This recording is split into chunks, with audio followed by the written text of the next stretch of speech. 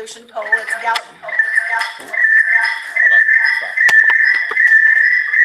Sorry about that. Let's kill that. Sorry about that. No. I'm not sure what was going on. Go ahead. Yeah, sorry.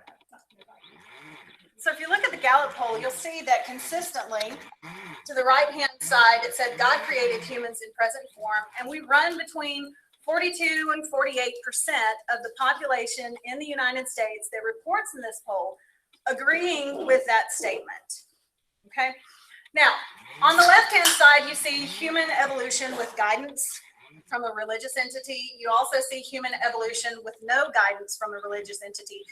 A lot of people in the sciences would say that we differentiate between those two. Personally, my mantra is, I don't care what you choose to believe. What matters to me is that regardless of what your beliefs are, you understand science for all. So it's not a war with beliefs so much as it is a war for scientific literacy and helping people understand that there are different ways of knowing, that there are different ways of viewing the world and different levels of evidence and so forth. So you can see that we consistently fall around 45% believing in evolution or accepting evolution, around 40%, 45% that do not accept evolution. And it's important to say that there is a difference between belief and acceptance. And this is one of the things that comes up often when we have these conversations. What I choose to believe in can be based solely on faith. It doesn't have to be based on tangible physical evidence in the physical world. What I accept is based on that tangible evidence. So when we look at this scientifically, we have to separate the difference between beliefs and acceptance. So why does all of this matter? In science, we talk a lot about alternative conceptions. As a race, human beings want to question answers. We need to have that foundational understanding of what's going on in the world around us. And so what we do frequently is we use scientific ways of knowing and exploring. We come up with ideas, we test those ideas, we look at what the evidence provides us, and then we internalize that information. For anything that we don't have that evidence for, we still seek to fill the gaps. But a lot of times people don't understand that there's a difference between those two things. So in my research, my focus is on improving how we approach the teaching and learning of science with a lens of controversial topics. Because if we can target students where it is most difficult for them to get outside of their box and challenge their ways of knowing and challenging the beliefs and ideas that they already have, then the other parts become more simple. Talk to you and have a conversation with you about something that to you is culturally taboo, but we can dial it back far enough that we are reaching each other on a culturally responsive level, that we take into account student worldview, that we don't just walk in and set the woods on fire, for lack of a better way of doing things, and tell people your beliefs are wrong, you're wrong. Well, what's going to happen? Taking that approach is not going to lead us to any kind of impacted scientific literacy. What we do have to do is come in, have culturally responsive conversations, have those safe places, and have those identifications of misconceptions and those preconceptions that students come in. I mean, all of these are scientific buzzwords. If you've been in science education for more than 20 minutes, preconceptions, misconceptions, conceptual change are a huge part of what we do. Because for a lot of people, you have to realize worldview is not something that comes to be in a matter of minutes. Worldview is crafted over an individual's lifetime from all of the experiences that they have, from their cultural backgrounds, their religious beliefs. All of these people, all of these things lead into this framework. And then you come into my science class and I tell you, okay, all of that is wrong. You're going to take things my way. You're not going to come away from that experience with anything that I want you to come away with. In fact, it tends to do more damage than it does good. So some of the things that I'm presently engaged in trying to better understand worldview, some of the outreaching programs. Presently, we're NSF funded through the Smithsonian Institution's Human Origins Program. Why is that important? Because human origins is the singular most contentious point for evolution for people in the United States and abroad. There are many people that will tell you they accept evolution, but humans have not changed. And so we have to understand where this cognitive apartheid comes from. And we have to work with our teachers and work with our future teachers and our present teachers on how they approach these topics in the classroom. Because in all honesty, in the South, students in the southern United States are 84% less likely to get instruction on evolution that is legitimate. But yet biological sciences will tell you that nothing in biology makes sense except in light of evolution. So how can we have students that are performing, or that we want to perform highly in biology, or that we want to perform well in AP biology? We want them to be scientifically literate, and yet they fall back on, it's just a theory. Basic tenets of science. They don't understand scientific ways of knowing. Because all they hear is that it's controversial, and so they shut down the conversation. At present, there's a national study of evolution in undergraduate students that I'm a part of, looking at evolution in 48 states across the country, and trying to determine what are these factors. We know that nature of science, being able to explain and understand how science works, plays an important part in this. We know that religious beliefs play an important part in this. But then what can we do with that information? How do we know for certain that one specific group in the country struggles more than others, based on a smattering of comparative studies that have been done, mostly in New York or California or other places that may not apply here? So the first thing we have to do is understand what is going on. Where are we as a nation? Where are we, especially in our undergraduate programs, when these are the students that are supposed to be coming in ready? These students have been through those cycles from the National Science Education Standards. They've been through the first cycles of the next generation science standards. And so how is our change in language, how is our change in approach impacting these controversial students when it comes, these controversial topics, when it comes time for them to get into their undergraduate programs? In addition to looking at undergraduate students, we're looking at how we can take the focus that has always been placed on classroom modules. Everyone has a classroom module that you give to your teacher, you hand it to them, and they magically start teaching a topic that they have been terrified of for the last 25 years in their classroom.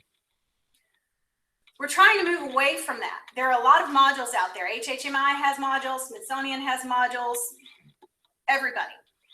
But what we're not doing is taking the time to back things up and actually train the teachers in how to deal with a controversy.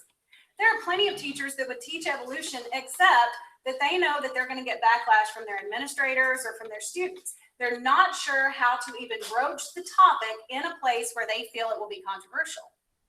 So the starting point is teachers. Not only in-service teachers, but pre-service. So in addition to the NSF that we are presently being funded, we have a second program that shifts that focus away from the students and puts it on teachers. So instead of developing a module that we hand to teachers and send them out, it's an intensive training program for teachers to help them get over those hurdles, to help them understand what it means to be a culturally responsive teacher. And yes, this is wonderful for evolution, but again, acceptance of evolution is not the be all end all. The goal is scientific literacy, and that has applications for critical thinking, for critical analysis, for problem solving, for evaluation of evidence that is far reaching outside of the science classroom. And for this reason, I tell my students, content is not even the third most important thing you're teaching your students every day when you go into the classroom.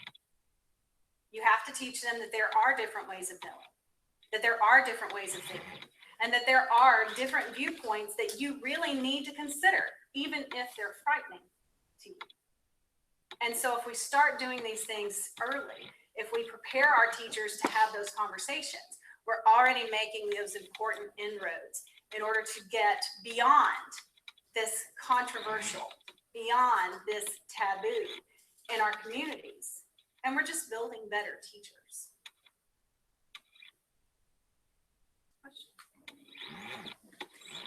Yes.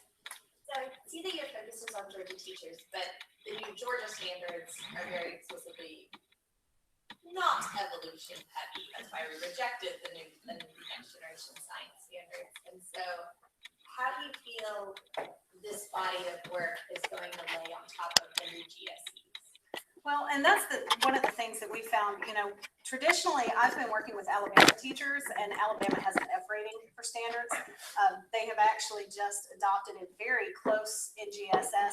So we've been operating outside of the standards actually for a while.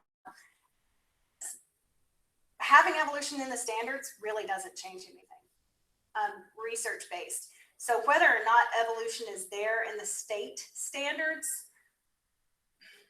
it's not really going to magically flip a switch and suddenly teachers start teaching it. So what we have found is getting at things like unity and diversity of life. I mean, evolution really is the underpinning theory across all of the biological sciences. So there are always ways to get it in to all of the other standards. Connecting with the 7 characteristics of all living things. I mean, that's day 1 biology cells. Looking at nature of science and ways of knowing. That's getting into those epistemologies, okay, well, how do we think as a scientist? What is my worldview? What does a scientific worldview look like? So even if you say, okay, we have no specific standard for this, there are always places where those ways of doing and thinking come into play and kind of open the floodgate for the ability to have that conversation in other places. I know a lot of really good teachers that have been teaching evolution for a really long time, despite it not being endorsed or in spite of disclaimers in textbooks and in places. So, yes, sir. This notion of evolution versus creationism is really a gringo argument. There's nowhere else in the world where this comes up. So I was kind of curious when you made the comment that it was promoting science for all. I think that was the comment. I'd like to argue with you that this is promoting the hegemony of scientists in the United States, and that they're the only ones that can define what is real, what is not real, etc. Could you comment on that? Well, I will say that, yes, this is a primarily American construct, and I will flat out say I am not anti-religion and I'm not anti-creationist. As I said, people can choose to believe what they want to believe. What my focus is not, okay, I want everybody in the world to accept evolution. My focus in my research for that very reason is I want everyone to be able to think scientifically. And this gives us a beautiful case study of the differences between ways of knowing and ways of thinking. Okay, you didn't answer my question. My question is the notion, I'll pose it a different way, is the notion of evolution a faux argument for Western scientists to maintain their power over the world? That's a very interesting question. That's not my agenda. So if that's, well, I can't answer for Western scientists. I can only answer for my research. A little bit within your research, because I think it would really create some very nice tensions and add something that I really don't see a lot of in the science education literature. That's the only thing I'm encouraging you to do by this question. It's not really that simple as it's being said. And by the way, all students come into classrooms with scientific knowledge. And that's the other purpose of my question. And that is, we don't accept anything unless it's official knowledge. And that is that knowledge that has been condoned by the scientists of the world. But I can guarantee you people understand science. Perhaps they just can't put it into the words that scientists would like. And that's the second implication of this evolution issue. That's the only, thanks. Thank you. I rarely see something in my field. This is wonderful. And it is a point, because we do have a very westernized view of everything, especially in the histories of education. We don't often consider that. And one of the branches that I do have with this, because there are areas where we're seeing pockets of anti-science and anti-evolution that very strongly mimic what we have in the United States, in the UK, and in Australia, where I have colleagues. It's very strongly paralleled in the Middle East because they also have a very strong religious underculture. Lots of studies in Turkey right now that are looking at evolution and how, you know, even in Turkish textbooks, it actually has in parallel, has the Quran and science in parallel, kind of using that to mesh together. Very similar to what we see in intelligent design here. So, you know, there is a need for a global perspective, and I appreciate you bringing that to my attention.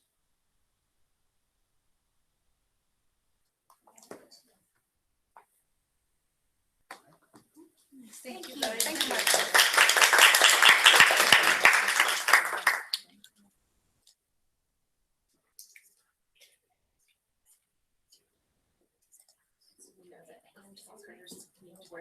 Yes. Sorry. Yeah, actually, This is our first time using that particular canvas, so thank you for being here.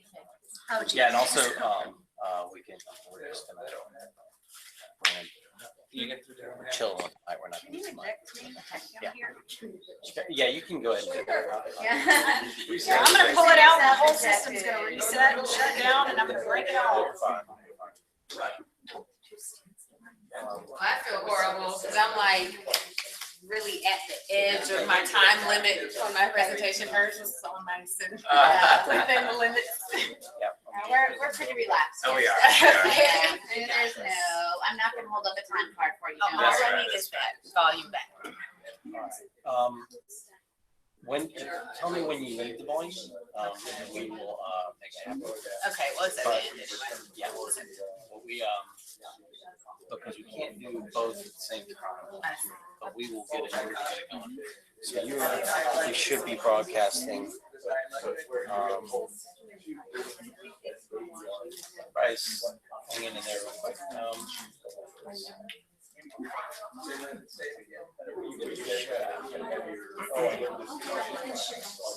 right. Give me 1 second.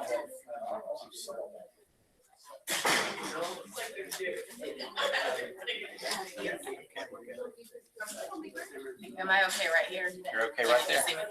Yep, and yeah, we'll jump to you. Great. All right. All right. Okay. All right, are we ready for number 2? We're getting started again. Can we flip the? Yeah. I didn't know if you wanted to. Yeah. Okay. So I'm Toby Jenkins, and I'm the professor of higher education in the Department of Educational Leadership. And so what I'm going to share with you today is a part of my ongoing work looking at alternative spaces of culturally inclusive education. So I've been looking at places outside of traditional educational institutions that do an outstanding job of culturally engaging students across various age ranges. So for some time looking at even historically African-American segregated colored schools in the South and the ways that they did a great job of culturally educating students. And then also community spaces and particularly hip-hop based community organizations. And so that's specifically what I'm going to talk to you a little bit about today. So it's looking at hip-hop as a space of intellectualism, imagination, and transformative learning. Right? And so my approach to hip-hop really looks at it in 3 different ways. So first is seeing it as a space for critical consciousness among traditionally marginalized communities, right? So you're talking about communities of people that have been, historically voiceless, and even within that particular population, young people, right? Because most people don't really listen to young people, right? So within the marginalized community, and even more marginalized voice. So a group of people that are used to not being listened to and the ways that hip hop allows them a space where they can speak their voices, speak their truth, be honest, and engage some type of critical and social activism. I also look at it as like for the kind of principles and values and ethics that hip hop engineers among young people. And so I have here a picture of a cipher. Group of people form a circle, and one person gets in the middle, and they take turns. And so, you know, you're in the hot spot, and you perform. So here, this is a break dancing, right? So the person's dancing. They also do it with like emceeing, right? So someone gets in the middle, they spit a rhyme. What motivated this particular line of inquiry for me was one day I was at a mall, and coming back to my car, a group of young African-American boys caught my eye, and they had formed a cipher, right? So I immediately knew what it was. I'm a spoken word artist, and, you know, so I participated in ciphers.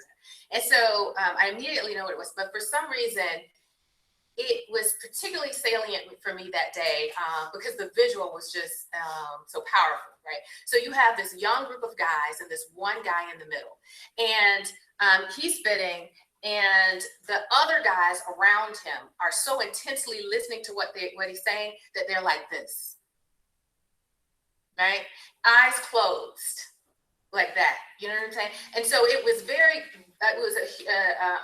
really significant visual that one, this was a space where a young person could feel listened to. And then when you flip it around, it's a space where all the other kids were so engaged with everything that he was saying that they had their eyes closed because they didn't want to miss a word. Right? And that's something that we often don't see in classrooms. Right? And so just the way that this space creates this level of engagement, of really hearing and listening and teaching and learning that sometimes we struggle with within traditional forms of education. And then the other thing is reconceptualizing what it means to be genius, or how we understand genius.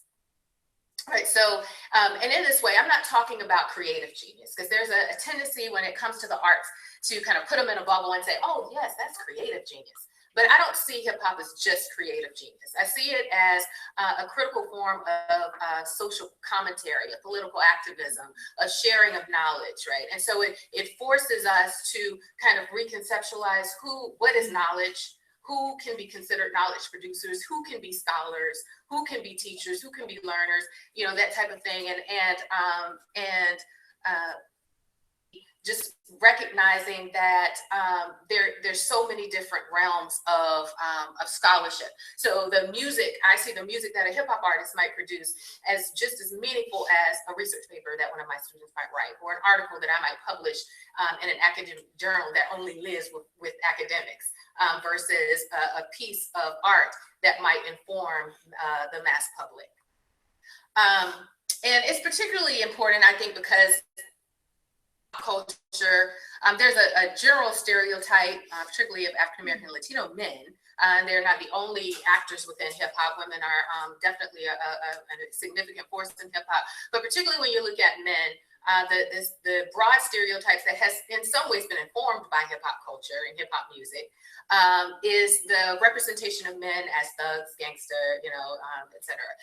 And then you can go even further, criminal, danger, et cetera, and all those things that engineers. But when you drill down at the most basic level, a hip hop artist is a writer, if they're writing their own rhymes.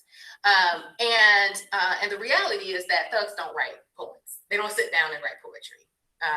And so in some ways, even if they've been engaged in hustler activity, even if they kind of play into this persona of thug, what hip hop is doing is drawing out of them this form of intellectual engagement that you might not necessarily find in people that are truly deep into those types of lifestyles.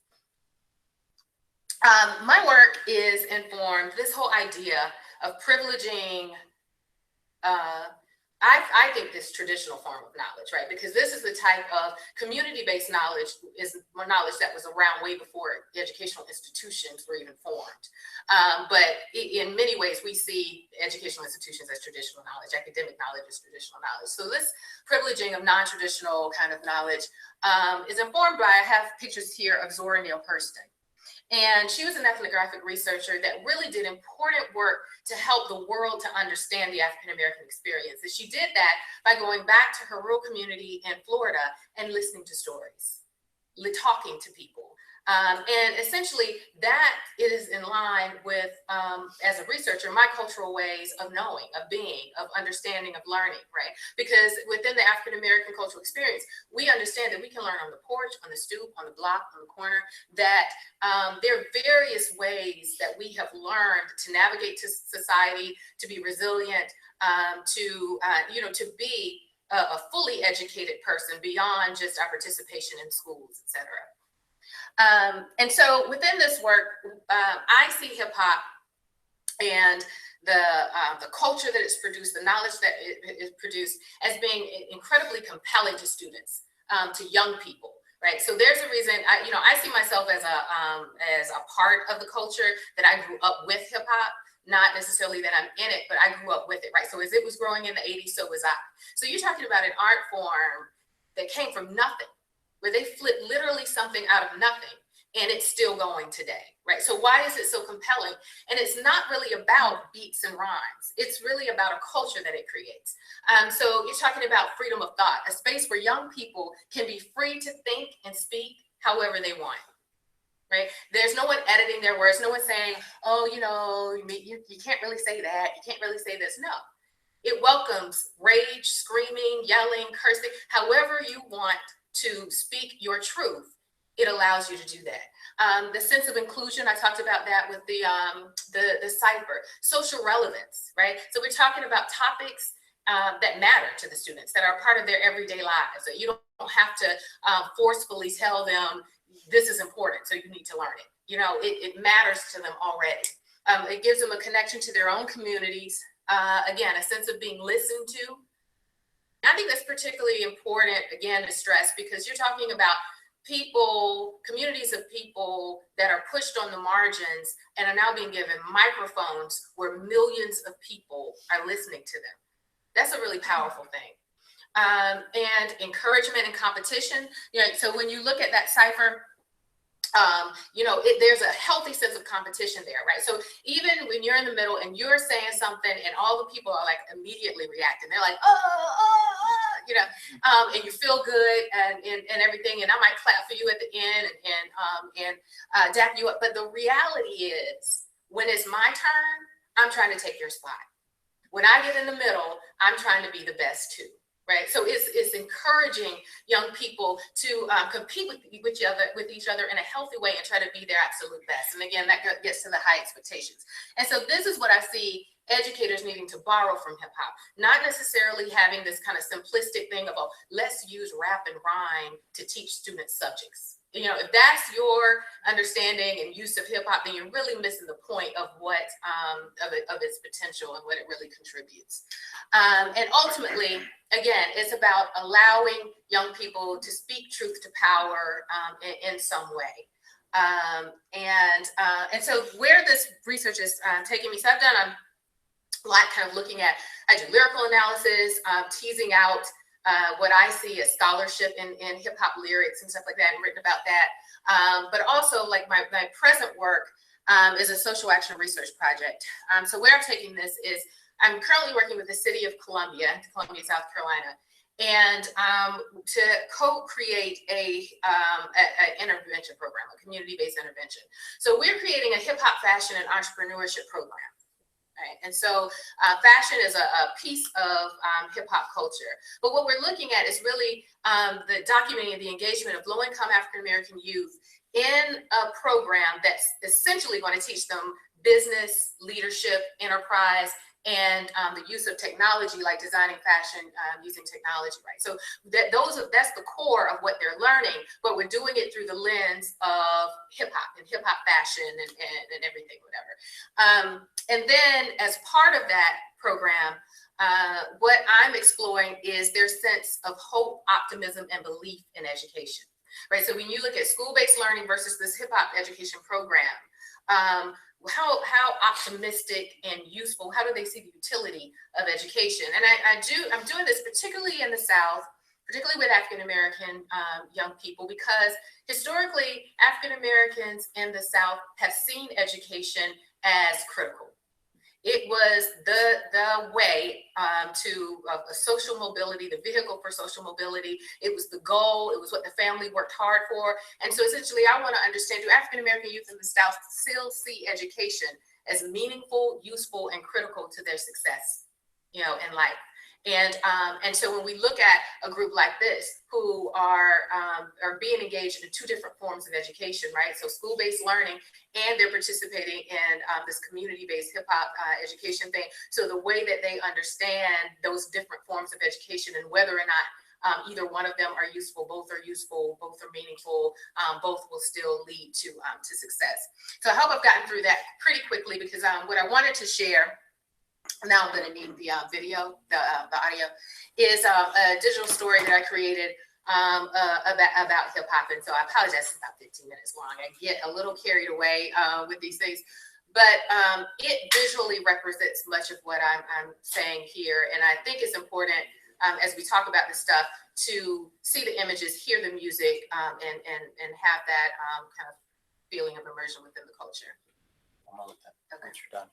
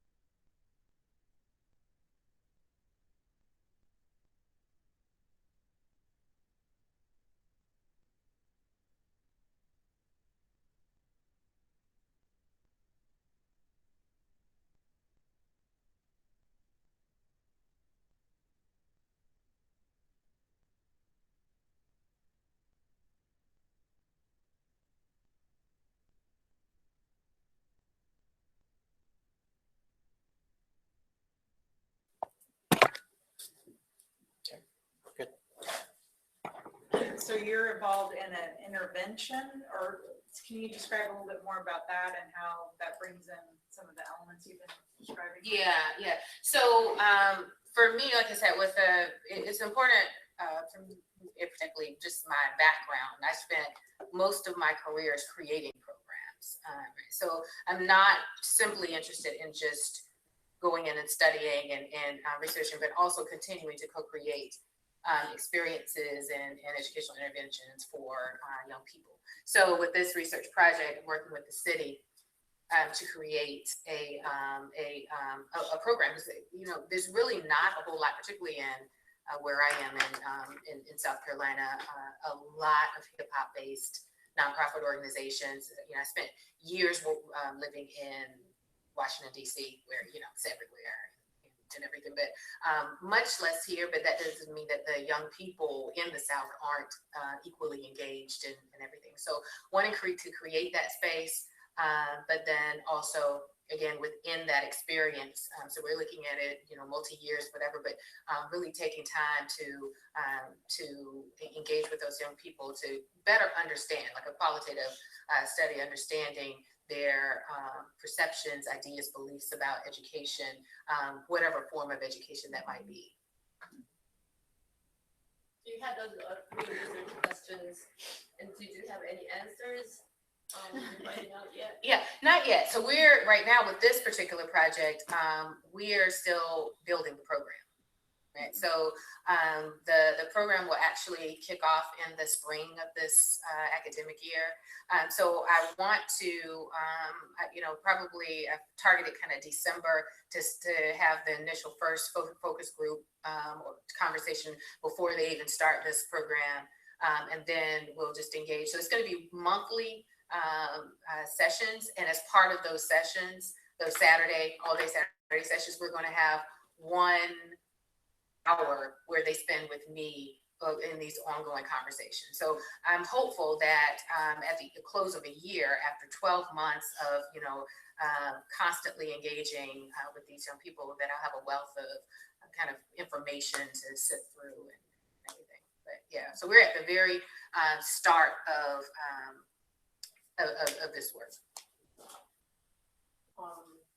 Like when you're doing those engagement with your participants through hip hop, so what kind of technique are you using? Are you using like video story and all the other like photographical story kind of technique?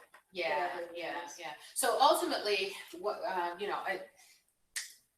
it's important to have something that they're working towards. Right? So there's two outcomes that the young people that are participating in this program are working towards. One is the goal of creating their own fashion line. So there's a component of the curriculum where we're really just helping them to, one, understand the history of fashion in hip hop, to kind of look at the current landscape of the ways that many hip hop artists now are involved in the fashion industry, et cetera.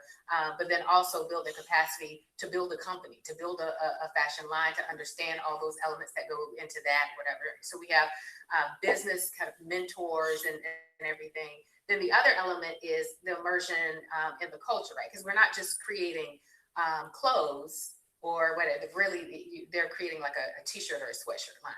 They're not just creating that material, they're doing it in the realm of, it needs to be kind of visually relevant and to hip hop culture, right? So then we bring in the immersion into the various aspects of the culture. So beat making, break dancing, all of those things, they're still going to get an education within hip hop. And getting experience in DJing and graffiti art, but all of that comes together. So whichever ones of those things also speak to the students, they'll create that in a fashion show, introduce or launch their little line. And so within that fashion show, rather than just having models walk the clothes, they're going to be dancers wearing the clothes and dancing. They're going to have the art that that aesthetically creates the space is going to be graffiti art. And we'll have a DJ present, and hopefully one of the students will be doing the DJing, and et cetera. They'll learn how to launch their own, like create their own commercials that they can put on social media themselves. So they'll create those digital shorts and everything of the line. So it's a kind of multi-level engagement of hip hop culture. We're excited. RCA has signed on to sponsor the fashion show, and we're going to try to we're talking with the University of South Carolina to tie it in with their fashion week, with their fashion program. So it'll be the kind of community program pre-show for a youth pre-show for the college students fashion week. So how are you going to go about selecting the students that get to participate?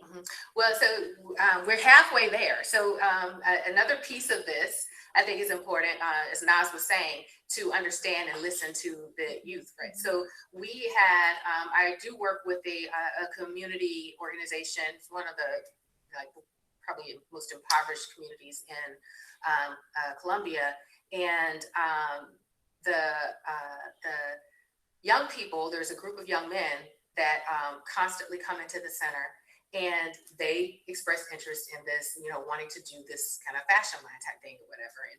And they just kind of had the concept and the idea. And so we kind of took that. We took that, the population that really we could leverage for them and really propel them to believe in themselves, to carve out a path. And so right now we have that group of young men. We're we're working with the Richland County School District 1 to recruit young women, another cohort of young women, and that'll be the collective group.